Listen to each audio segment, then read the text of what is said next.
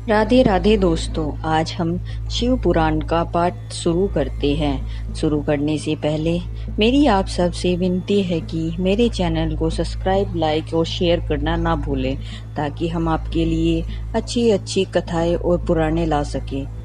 ओम नमः शिवाय। चलो आइए शुरू करते हैं। राधे राधे दोस्तों, आपका फिर से स्वागत है मेरे YouTube चैनल राधे श्याम में।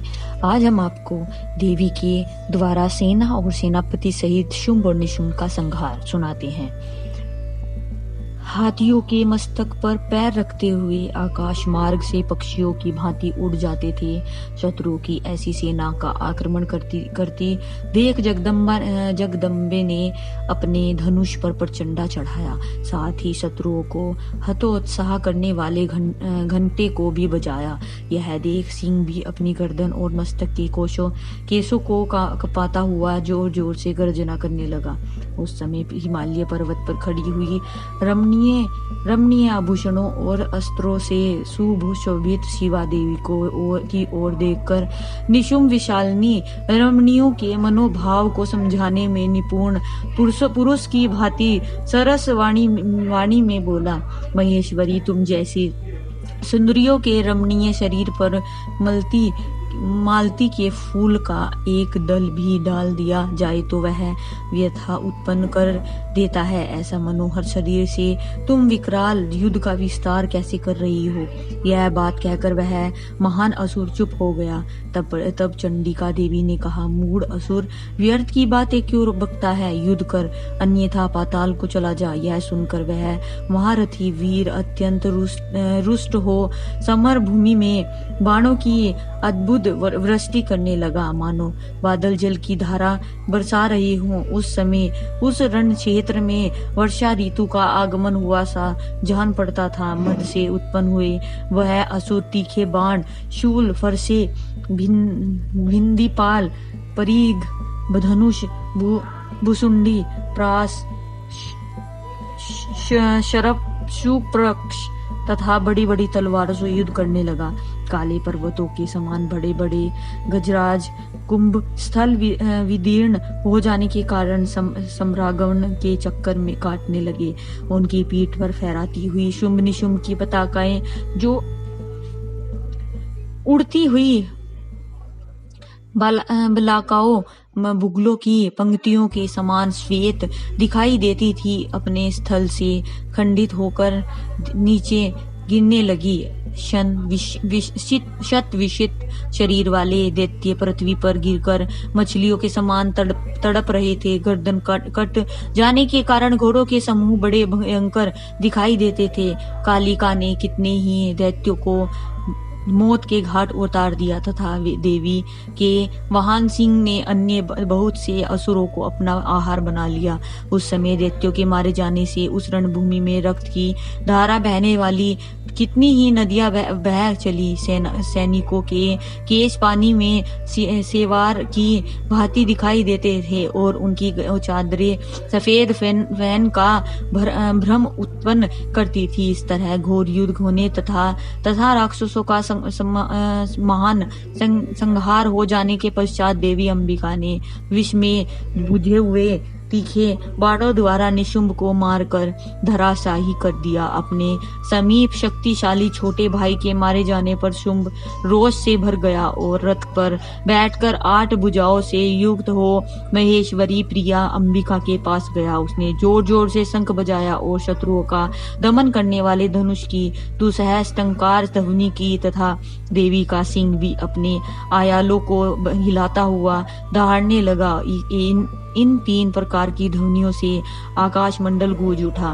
तदंतर अंबिका ने अट्टहास किया, जिससे समस्त असुर संतृप्त हो उठे। जब देवी ने शंभु से कहा कि तुम युद्ध में स्थिर रूप से खड़े रहो, तब देवता बोले, उठे जय हो अंबिका की। इस समय दैत्यराज शंभु ने बड़ी भारी शक्ति छोड़ी, जिसकी शिखा से आग की ज्वाला निकल पड़ रही थी, परंतु देवी ने एक उका के उल्का के द्वारा उसे मार गिराया। शंभु के चलाए हुए बाणों के देवी ने और देवी के चलाए हुए बाणों के शुंभ ने सहस्त्रों टुकड़े कर दिए। तत्पश्चात चंडिका ने त्रिशूल उठाकर उस महान असुर पर आघात किया। त्रिशूल की चोट से मूर्छित हो वह इंद्र के द्वारा पंख काट दिए जाने पर गिरने वाले पर्वत की भांति आकाश, पृथ्वी तथा समुद्र को कंपित करता हुआ धरती पर गिर पड़ा।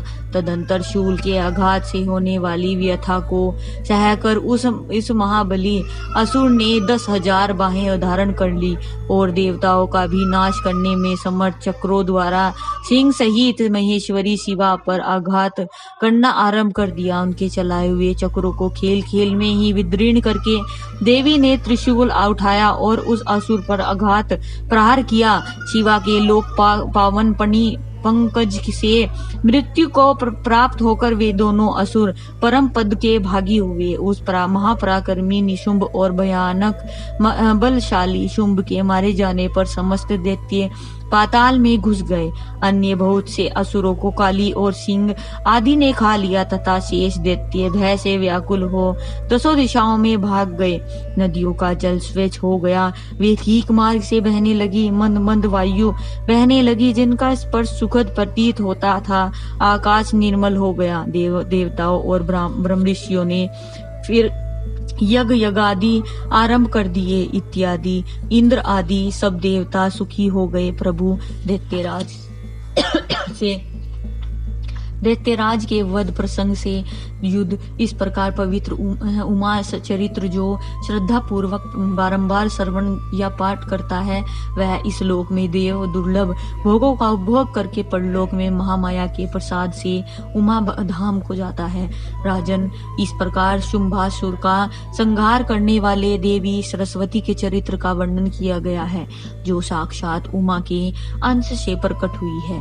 देव मुनियों ने कहा, संपूर्ण पदार्थों के पूर्ण ज्ञाता सूत जी, भुवनेश्वरी उमा के जिनसे सरस्वती प्रकट हुई थी अवतार का पुनः वर्णन कीजिए। वे देवी पर ब्रह्म मूल प्रकृति ईश्वरी निराकारी होती हुई भी सकार तथा नित्यानंदमयी सती कही जाती है।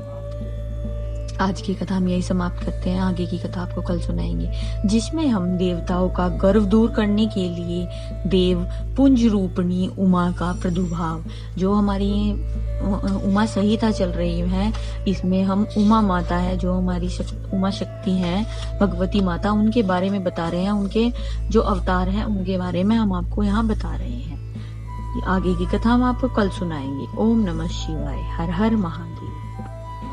अगर आपको मेरी वीडियो अच्छी लगी तो बेल आइकन दबाना ना भूलें ताकि आपको मेरे आने वाली वीडियोस का नोटिफिकेशन मिलता रहे। धन्यवाद। ओम नमः शिवाय।